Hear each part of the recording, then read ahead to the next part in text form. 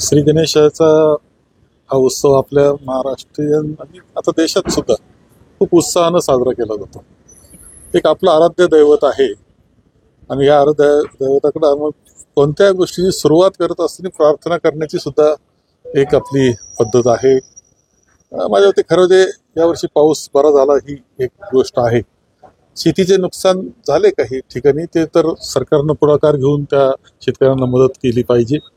मला असं वाटतं की या देशामध्ये बंधुभाव असावा, माणसाने माणसाला एक आपुलकीनं वागवलं जावं, हे जे भारतीय संस्कृतीचे सूत्र आहे दुर्दैवानं ते बिघडत असताना दिसतं आहे.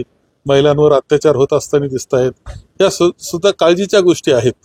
परमेश्वराकडे एवढीच प्रार्थना राहील, श्री गणेशाचरणी प्रार्थना राहील की या देशातला या राज्यातला बंधुभाव टिकावा आणि आनंदी वातावरणामध्ये हा देश चालावा, समर्थपणे तो चालावा, जगामध्ये त्याचा लौकिक असावा आणि जगाने सुद्धा अनुकरण करावं इतका बंधुभाव या देशात असावा.